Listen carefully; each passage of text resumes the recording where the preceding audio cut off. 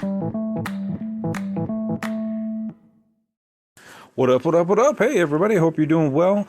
Hey, I just want to let you know, I know everybody can't always support and donate to the podcast, but hey, if you can do a one-time donation, I put up a Buy Me a Coffee link in this description of the podcast. So if you go to the description of the podcast, it'll be at the bottom, and you can just go to that link, and you can buy me a cup of coffee, or two if you want. And that would just help support the show, and I can wake up a little bit more and bring you more info. So thanks for listening to the podcast.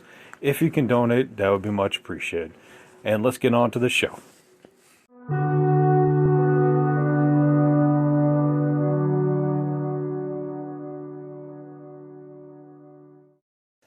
So to wrap it up, the kid gets an Air Force job. That's right, military police.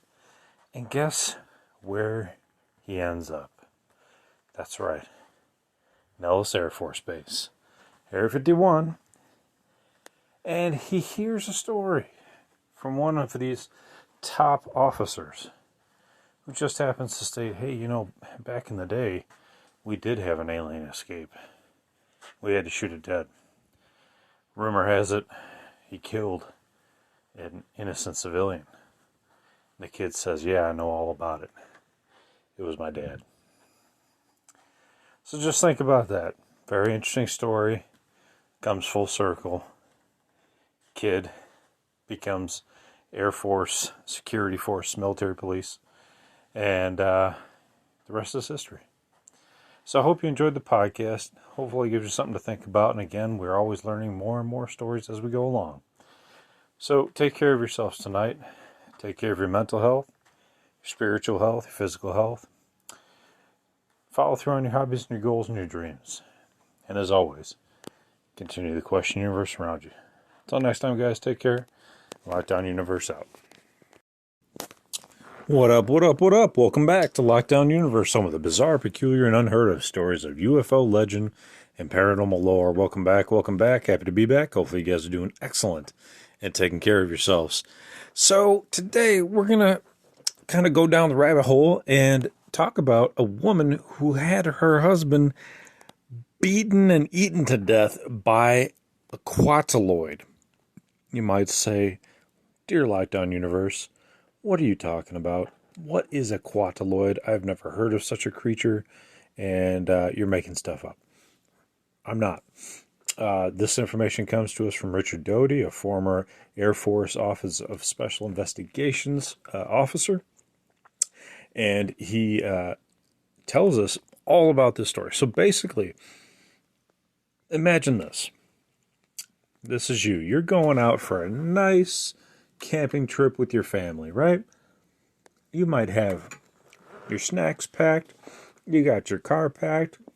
You got your tents packed. You got everything. Everything you can need and more. You got your family with you. You got your two kids. It's you as the husband. And you got your wife, and then you got your dad. You guys are going along, right? Going out and about.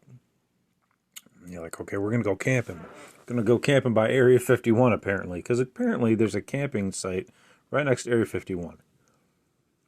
Why would they put it there? Seems kind of bizarre, but apparently it's far enough away from the base and behind some mountains that it's not really a big deal. But, so these folks are driving along. All of a sudden, there's this huge creature in front of them. 6 foot tall, triangular shaped head. Very bizarre, right? Almost imagine like a, kind of like, oh gosh, it's hard to say. Let's just say triangular because that's kind of how it looks. And then it's got these legs that bend backwards. The knees bend back. Okay, so if you've ever seen The Arrival, you'll know what I'm talking about. So it makes it so that it can run faster. This creature can actually run up to 30 miles an hour. It was actually escaping Area 51 at the time. And I'll get into that in just a second. So this creature pops up, never had any interaction with any humans outside Area 51 in the containment center.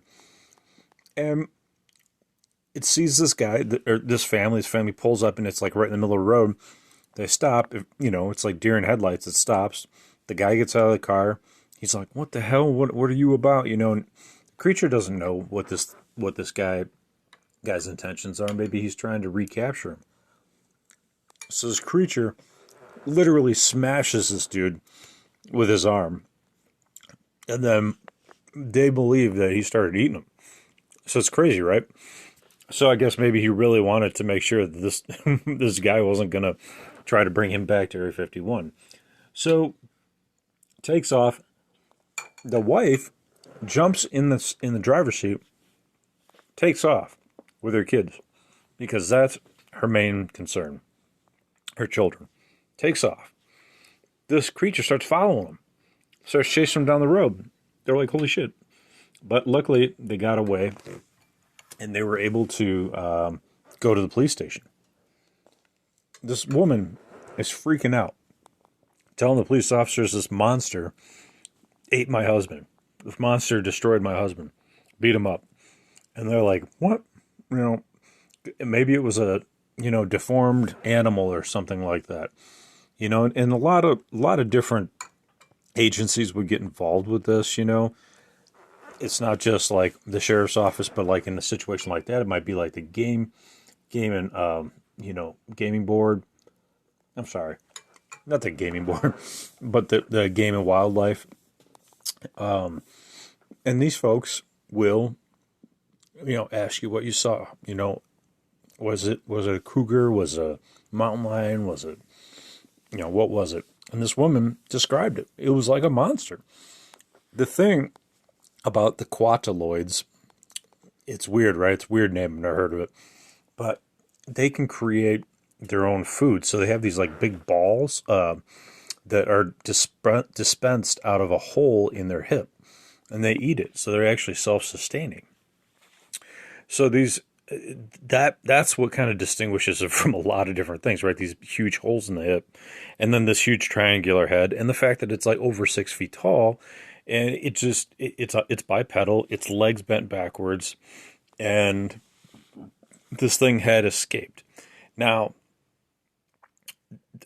Richard Doty and the disinformation team, if you will, were trying to track this woman down. They had no idea where she was at, but the sheriff's office called over to Nellis Air Force Base, and they got the call, and they went over right away to interview this woman and her children. They actually interviewed the kids too, but what ended up happening was this thing escaped.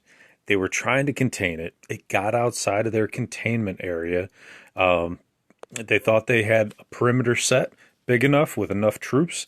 They didn't. This thing escaped through that perimeter, so they really didn't know where it had gone. They thought it was still within the perimeter. This thing escaped outside the perimeter, got in front of this woman's car, beat the husband to death, and then chased after the wife. So what did it do then? It doesn't know what to do, so it goes back to the Air Force Base. Ridiculously enough, so it goes back to the Air Force Base. It sees that there's military police. The military police go to apprehend the alien. The Quataloid smashes one of the Air Force members as well, and then another Air Force police officer shoots him to take him down to kill him. The Quataloid. The Quataloid is shot to death. So what happens with this woman? Because this is where it gets really interesting, because it's not just about the alien.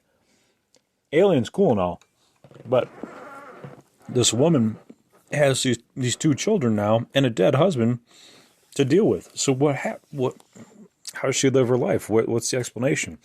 So she lives in Vegas. Doty and some other government agents go to her house. They start talking to her. They try to convince her that it was some sort of like morphed or mutated animal that destroyed her husband. And she said, well, if that's the case, then why isn't the game, the game committee, the game warden, the sheriff's office, some local Nevada folks coming to talk to me? Why is the government now coming to talk to me? It doesn't make any sense. And then they felt really bad for her. And so they gave her some non-disclosure paperwork. They actually told her what had happened. They actually broke it down and said, sorry, honey, an alien killed you and ate your husband. Sorry. But what they did was she actually took a suit, took a claim out against Nellis Air Force Base, and they settled with her. Actually, they gave her money, they took care of her in many ways throughout her lifetime, and the children as well. So they actually took pity on her, and they felt guilty about it. It was their creature, and it was their responsibility. I'm literally shocked that the government would actually do that. I'm shocked that they would take care of her. I'm shocked that they would admit it, even with her signing paperwork. But apparently she did. Apparently they did, and I guess that's not necessarily a happy ending, but at least she was taken care of financially. The children were super confused. They didn't know what the hell was going on, right? Because their kids are like, "What the? Dad just got smashed by a monster." Like, okay, cool. Now I can live my life without trauma or needing therapy for the rest of my life, and going crazy and having these nightmares every single night. I mean, Jesus, poor kids, right? So, so she kept quiet. The wife kept quiet for a long time. It wasn't until she confided in one of these other UFO researchers, and he talked about it like a couple decades later, and it had come out. But by that point, they didn't really care that much. There wasn't any way they could prove it. It's just a story at this point. Now back then, with all the police agencies and all these things like that, they could have had some sort of proof, but so many years have gone by. It's what was done was done. So this woman actually passed away too. So she's no longer alive. Doty's like 70. He looks like he's about 70. So he's up there and he's retired. But it just goes to show you that like these stories are out there. There was a woman who knew that her husband was killed by an alien, was paid off. And it's sad. And, we talk about it and it's amazing stories, but it is sad. At the end of the day, you have this creature who probably wanted to go home and for whatever reason was stuck here. It probably wasn't like a mutual consent thing because the Quataloid was trying to escape. It was trying to escape and get out of there. So it doesn't sound like it was here mutually beneficially. It was trying to get out of there and leave. And then it had to, it eventually did kill a couple humans, and sad case. But yeah, this thing it's just a bizarre story. It goes so deep. It goes into the Air Force Office of Special Investigations, goes into the Nye County Sheriff's Department. It goes into, the Game and Wildlife Commissioner, and, it goes into all the folks and troops that work at Area 51, and over decades, not just like over a few years, but over decades. So, you got to think about it from like the big picture. Like, how do these guys, reconcile this in their mind? Like, we're holding these aliens captive, or at least some of them captive, and Lord knows one did escape, and it smashed some humans, and it killed, a civilian, and you got to go to sleep with that at night. You got to take that to bed at night. That's got to be pretty difficult. And that woman, how do you recover from that? Do you get married after that again? I mean, like, how do you feel safe leaving your bedroom? Like, so many people have PTSD from lesser things, and oh my gosh, I mean, so I guess count your blessings because you haven't encountered something like that yet, hopefully. But that just goes to show you that there's many more stories that we don't know about, that we're still uncovering, that are still coming to light slowly but surely. And again, this is off Gaius. This is a great episode, great information coming forth. And little Easter egg here, the son of the wife